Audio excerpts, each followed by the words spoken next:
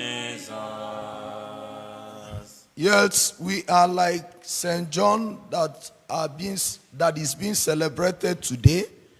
He's not just being celebrated just because we want to celebrate him, but because he had some accomplishments. And by the end of the day, his name is written in heaven. And not only that, we had in today's gospel reading, John chapter 20, when they were describing about how Mary Magdalene saw Jesus with other disciples, and then a particular mention was made about one apostle using the phrase, the one whom Jesus loved most. We always hear this in the gospel, and we know it refers to John the apostles. John was a brother also to James, and in some places we see him being very outstanding, especially when Jesus was dying on the Calvary. And in verse 26 of John 19, Jesus handed the mother over to the John, and John over to the mother.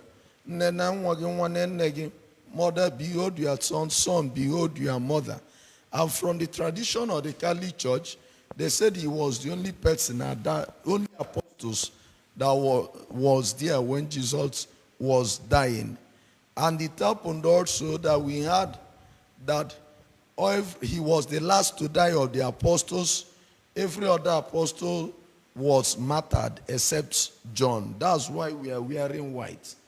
If he was martyred, we could have been putting on red vestments.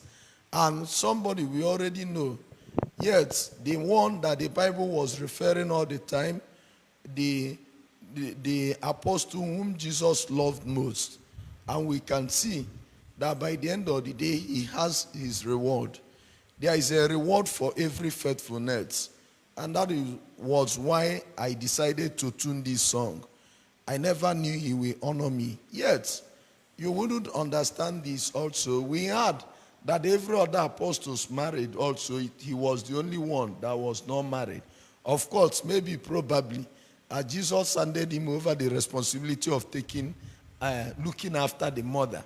It will also make him not to be looking outside and looking for somebody else to marry. For whatever reason, but we already know where the pointer is going. That John made some effort. He made some special effort. He made some extra effort. And by the end of the day, he was actually honored. And he had that title, the one to whom Jesus loved most. Jesus loves us. But at the same time also, we know that our action attracts the love of Jesus. We are not folding our hands. As we have had in the first reading, first letter of St. John, chapter 4, where John was talking about that which we have heard, that which we have seen, and that which we have touched. And then we have a fellowship with the Father in Jesus Christ.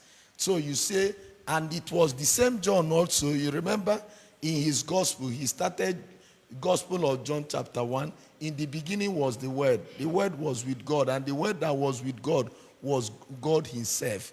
And at a point, he said, John 1:14, that the Word made flesh and dwelt among us. So, and at a point also, he talked about verse 11, that he came to his own rejected him. But those who accepted him, he gave them power to become children of God. So connecting it to the first reading today, 1 John chapter 4, from verse 1 to 4, that which we have heard, that which we have seen, that which we have touched. And what I love most, that John completed that statement so that our joy will be complete. Sister, you cannot come to Jesus and your joy will not be complete. Brother, you cannot come to Jesus and your joy will not be complete. Let us know the truth. Problem will never finish. There is no problem-free world. The world is not a bed of roses. In one way or the other. Many times I start, like today, something happened to me. I had a splash where I was eating. And then it was like a pepperish dish. and immediately it went to my eye. But I found that I was already like, hey, that your eye will pepper you, will pain you, that in fact I need to struggle to douse the pains. But I found out that the whatever that has splashed stopped, the eyelid stopped it. So it made me in a minute to think about the wonders of God in creation.